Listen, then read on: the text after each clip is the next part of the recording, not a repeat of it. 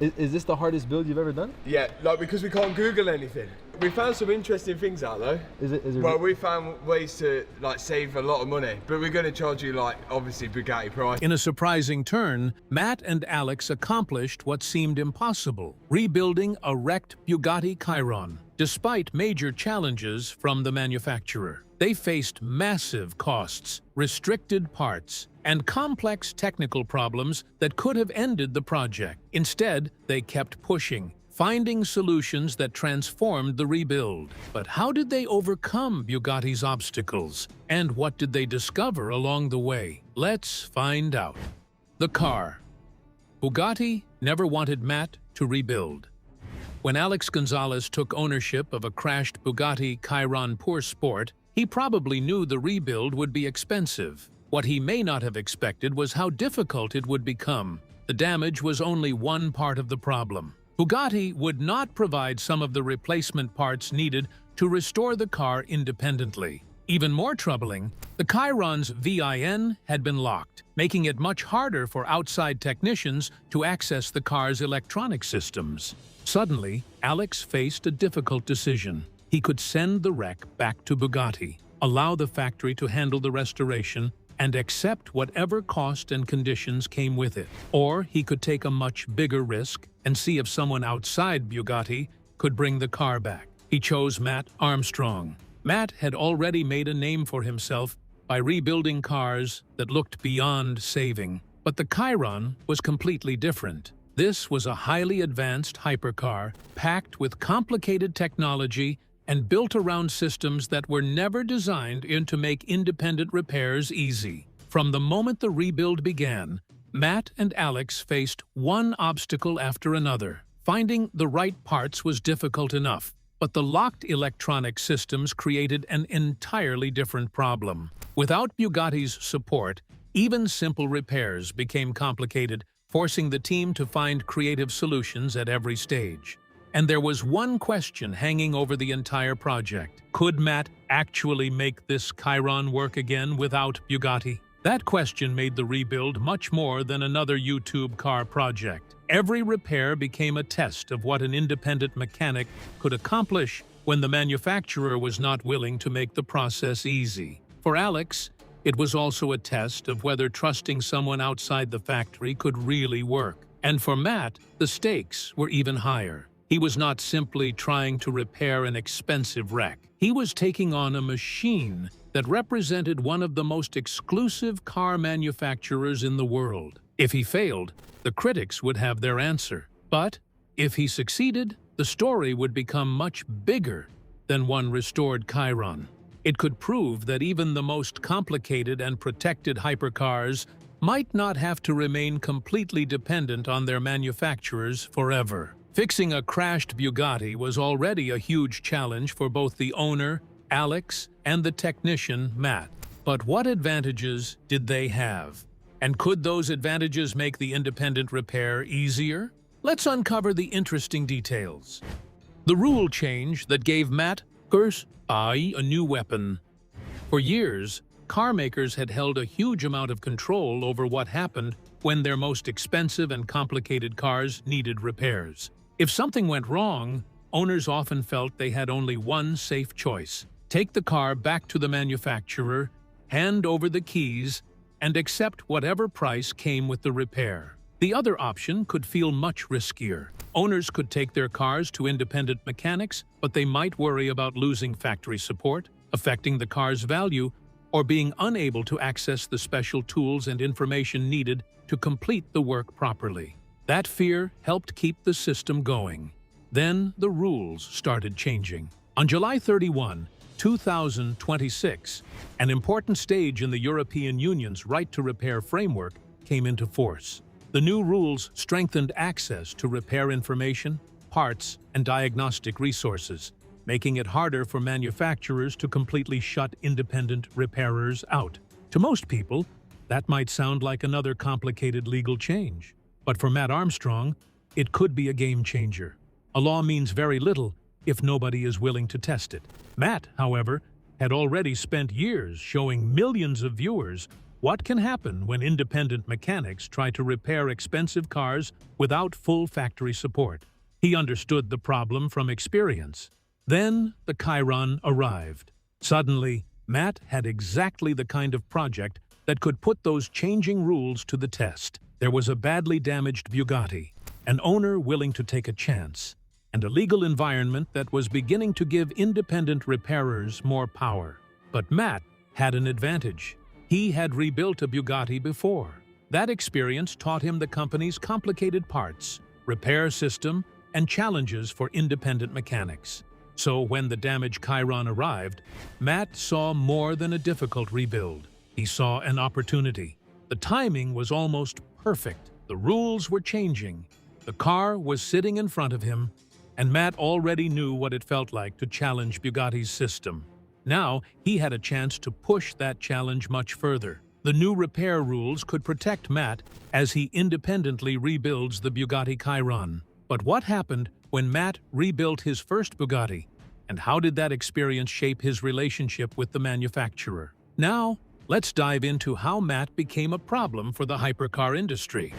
Matt's first Bugatti rebuild. Matt Armstrong did not start with a giant workshop, a team of factory engineers, or the support of a major car company. He built his name in a much simpler way.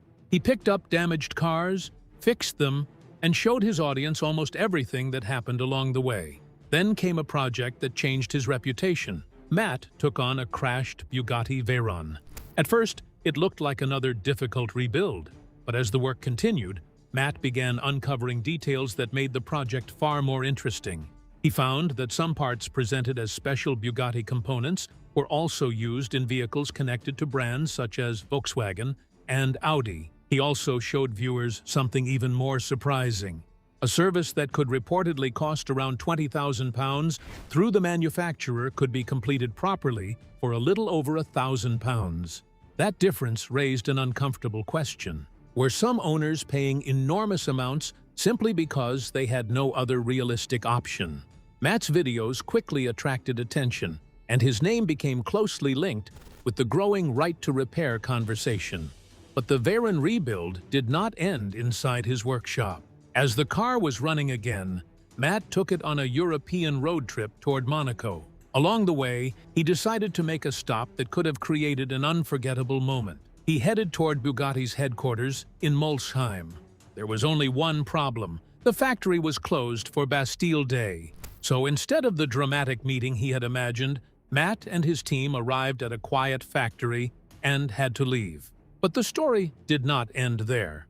Bugatti had seen the video, and the company later contacted Matt and invited him and his team back for a proper visit. That small development suddenly became important.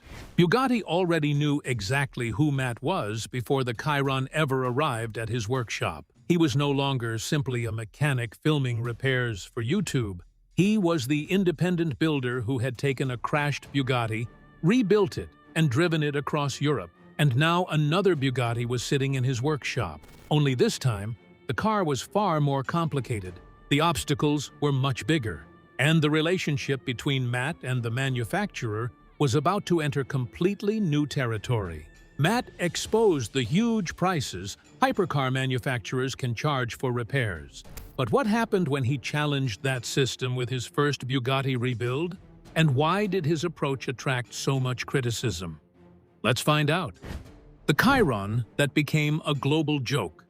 The real challenge was never finding someone brave enough to rebuild the wrecked Chiron. It was getting the rare, expensive parts needed to bring the damaged hypercar back to life. The car had suffered serious damage, and Matt needed replacement bodywork that would fit the Chiron properly. But Bugatti was not willing to provide the parts he needed. That left Alex Gonzalez facing a difficult choice. If the factory would not supply the original bodywork, how could the project move forward? Alex decided to try another route. He commissioned a custom body kit from a Dubai company called Venom. At first, it seemed like a practical solution. The project could finally continue, and the damaged Chiron could begin taking shape again. Then people saw it. The internet reaction was almost immediate. Instead of celebrating the progress, viewers began tearing the car apart. Some called it the Temu Chiron.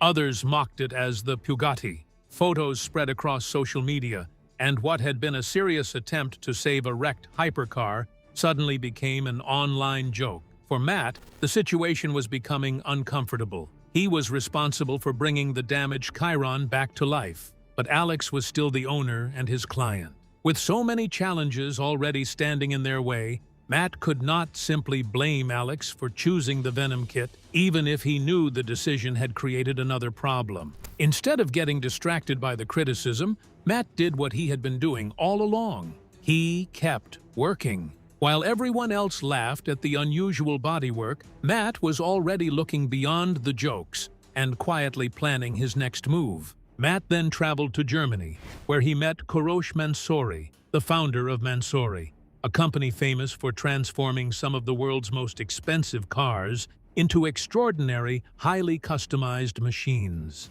What happened during that meeting changed the direction of the entire project. Instead of allowing the Venom kit to become the final look of the Chiron, Matt and Mansory agreed to create something completely different. This would not be a simple replacement. They would build a new body kit using high-end carbon fiber and transform the car into something far closer to what everyone had originally hoped to see.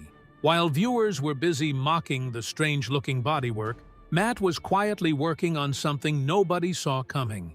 But what exactly was he planning? And could it finally solve the biggest problem with the rebuild? Let's find out. The unexpected Mansory transformation.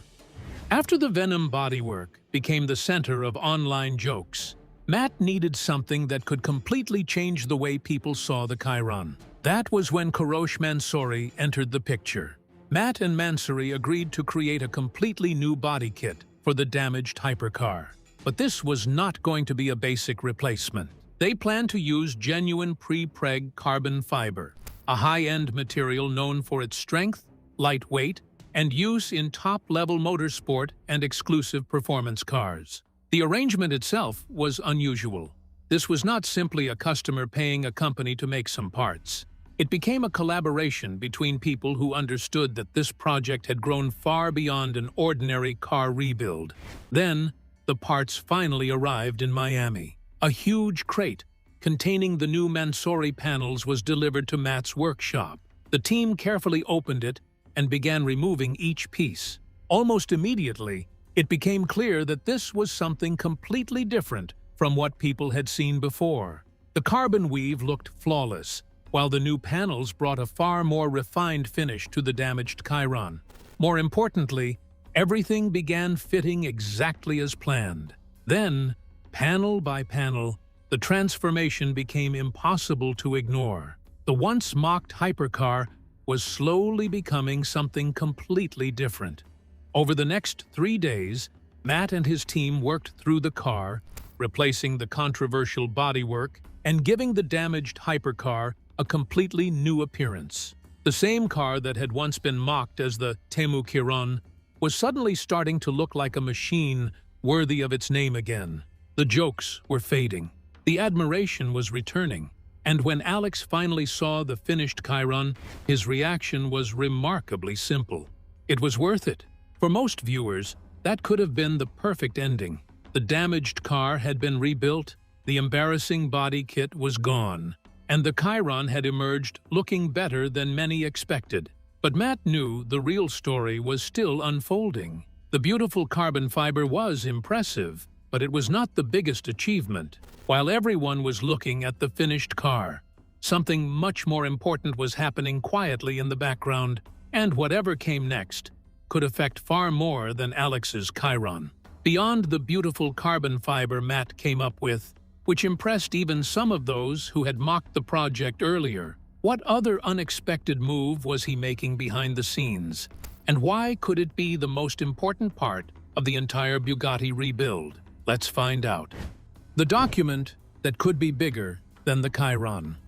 The biggest development in the entire rebuild was not something you could see on the car. It was hidden inside a legal document.